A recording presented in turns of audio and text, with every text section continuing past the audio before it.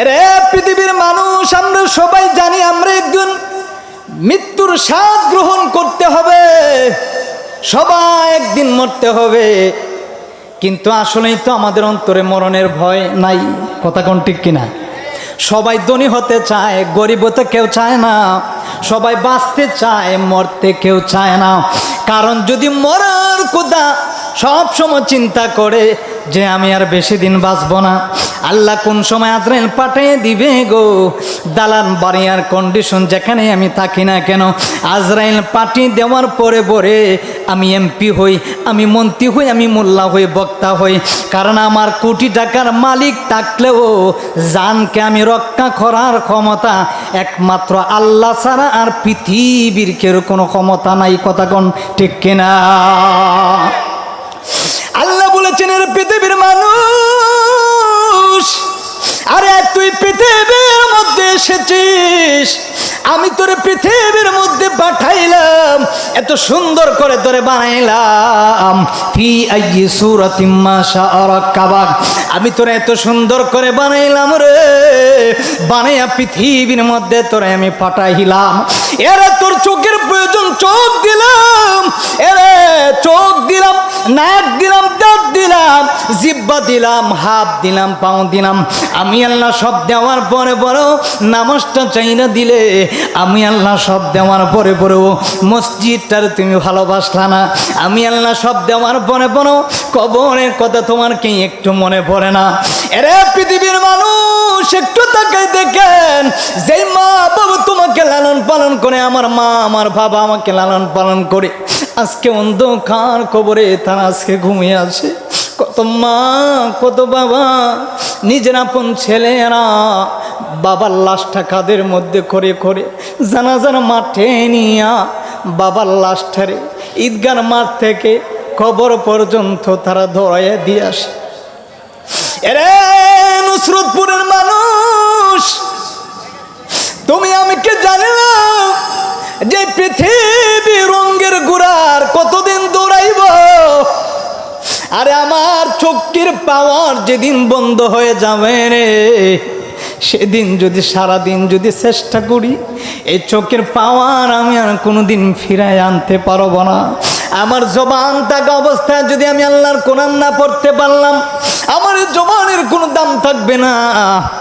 আমি পৃথিবীতে থাকা অবস্থায় আমি যদি নামাজি না হয়ে মরতে পারি, আমার এই মানুষের অস্তিত্ব কোনোদিন থাকবে না। আল্লাহ বলেছেন, পৃথিবীর মানুষ, মৃত্যুর জন্য তুমি প্রস্তুত হয়ে যাও। কারণ তুমি কি জানো না, তুমি কি জানো না, তুমি তো বেশি দিনে পৃথিবীতে থাকতে পারবা না। আইনা মাথা কোন ইদরিকুমুল মাউতু ওয়ালাউ কুনতুম ফি বুরুজিম মুশাইয়াদা।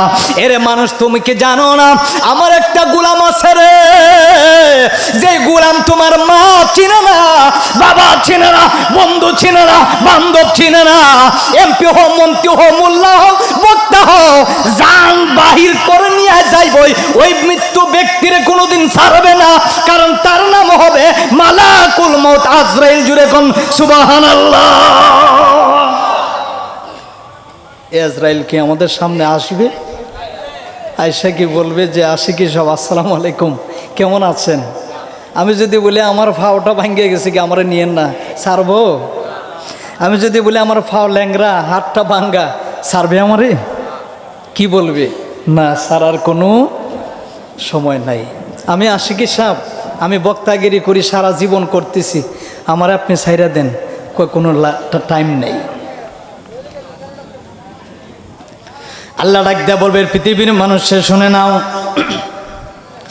আমার বন্ধু নবী মুহাম্মদ রাসূলুল্লাহর তামাম পৃথিবীর সবার রূহু আজরাইলে নেবে।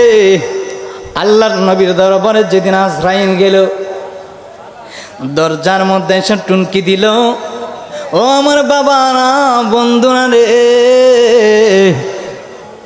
আল্লাহর নবীর হুজরার ভিতরে ফাতিমা আম্মা জান আয়েশা সিদ্দিকা রাদিয়াল্লাহু তাআলা আন, দুইজন ভিতরে মালাকুল মউত আয়েশা দরজার মধ্যে ঠুনকি দিল। আল্লাহর নবী ডাক দিয়া বললেন, ও ফাতিমা, দরজাটা খুলে দাও। আল্লাহর পক্ষ থেকে আল্লাহর মেহমান এসেছেন আমার ঘরে। সুবহানাল্লাহ বলেন। ফাতিমা কি করলে আব্বাজান? দরজাকে খুলবো বলেন, হ্যাঁ খুলে দাও। দরজা খোলার পরে ফাতিমা দু চোখের পানি ফেলে ফেলে কান্দে, চিৎকার মারা ডাক দিয়ে বলে, ইয়া রাসূলুল্লাহ নবী গো, ইয়া হাবিবাল্লাহ নবী গো। দরজা খোলার পরে দেখতেছি আসমান থেকে জমিন পর্যন্ত এত লম্বা। আমার জীবনে এইরকম লোক আমার জীবনে কোনোদিন দেখি নাই নবী গো, এত লম্বা লোক আমার জীবনে কোনোদিন দেখি নাই, এত ভয়ানক আমি জীবনে কোনোদিন দেখি নাই। আল্লাহ নবীর দরবারে তিনি চলে গেলেন, ডাক দিয়ে বলতেছেন, উনি কে?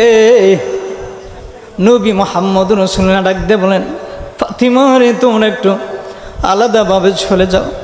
উনি হচ্ছেন আল্লাহর মেহমান মালাকুল মউত আজরাইল। কিছুক্ষণের ভিতরে আমি নবীর রূহ মোবারকটা নিয়ে যাবে, আমি নবীর রূহ মোবারকটা নিয়ে যাবে রে। এরে তোমরা সরে যাও। মালাকুল মউত আজরাইল সাথে জিবরাইল আয়েশা আল্লাহর নবীর সালাম দিতেছে, আসসালাতু আসসালামু আলাইকা ইয়া রাসূলুল্লাহ, আসসালাতু আসসালামু আলাইকা ইয়া হাবিবাল্লাহ, আসসালাতু আসসালামু আলাইকা ওগো মায়ার নবী, নূরের নবী, ওগো রাহমাতাল লিল আলামিন নবী, আলামিন নবী। আপনার দরবারে এসেছি, বেয়াদবি মাফ করে দিবেন। আল্লাহর পক্ষ থেকে আমি মালাকুল মউত আজরাইল এসেছি, সাথে জিবরাইল এসেছে। নবী গো, যদি আপনি অনুমতি দেন তাহলে আমি আজরাইল আপনার রূহ মোবারকটা নেব। যদি অনুমতি না দেন আমি আবার ঠিক ফিরে যাব। সুবহানাল্লাহ বলেন না কেন?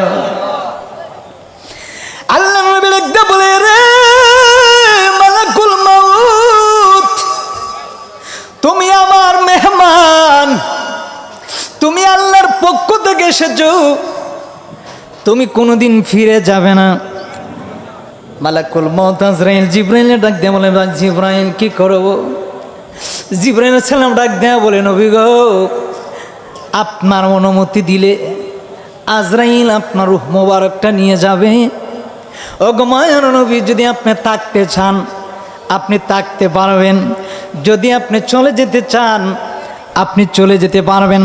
কারণ এই পৃথিবীর মধ্যে কোনো নবী রাসূল কি এরপরে পৃথিবীর মধ্যে কোনো মানুষকে অনুমতি নিয়ে মালাকুল মউত জান কবজ করবে না।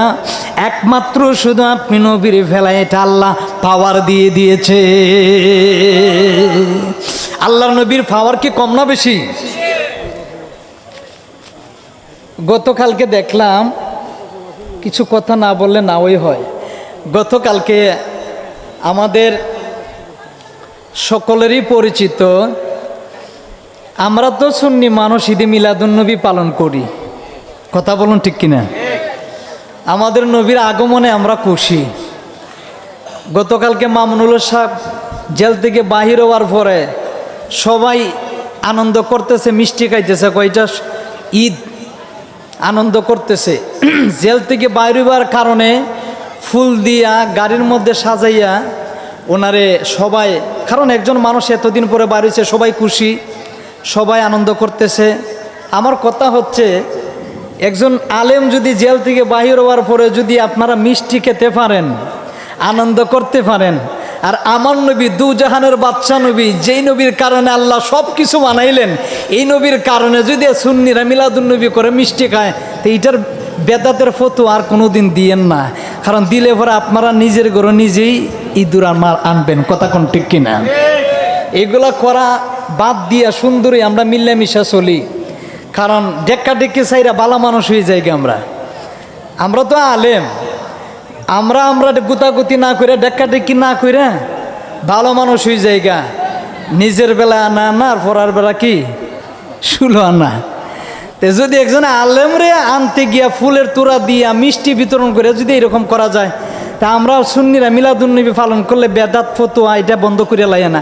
আর এগুলা কইরেন না, এগুলা আলিম উলামা দ্বন্দ্ব হয়, কমি ওয়াহাবি সুন্নি নিয়ে মারামারি হয়, এইগুলা আমরার মধ্যে যেন না হয়। কারণ নবীর সাথে কার তুলনা হবে? কারণ আমার নবীর দরবারে আজরাইল আইসা অনুমতি চাইতেছে। সুবহানাল্লাহ কন্যা। জিবরাইল ডাক দেখো, নবী গো অনুমতি দেন। আল্লাহর নবী সেজদা মোবারকের মরে পরে চক্ষু মোবারকের পানি ফেলে ফেলে আল্লাহর দরবারে কাঁদতেছেন। সুবহানাল্লাহ কন্যা। আল্লাহর নবী ডাক দিলেন, আল্লাহ তুমি মালাকুল মউত আজরাইলকে পাঠাইলাম, আজরাইল এসে আমার দরবারে অনুমতি চাচ্ছে। আল্লাহ জিবরাইলে বললেন, জিবরাইল রে, ও জিবরাইল, আমার বন্ধু নবী যদি থাকতে চায় আমি আল্লাহ থাকতে দেব, আর যদি চলে আসতে চায় আমি আল্লাহ এটাও ব্যবস্থা করব। আল্লাহ নবী 2 রাকাত নফল নামাজ পড়লেন। সুবহানাল্লাহ বলেন।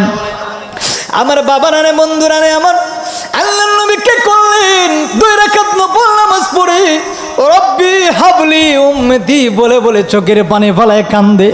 আল্লাহ, আমি দুনিয়ার কোটি কোটি কোটি কোটি গুনাহগার উম্মতের জন্য যেমন আমি কামলিওয়ালা নবী মুহাম্মদ রাসূলুল্লাহ যেমন নবী, তেমনি ভাবে আমার কোটি কোটি আমার উম্মতগুলা কবরের মধ্যে শুয়ে আছে, তাদের জন্য আমি মদিনার নবী রাহমাতাল লিল আলামিন।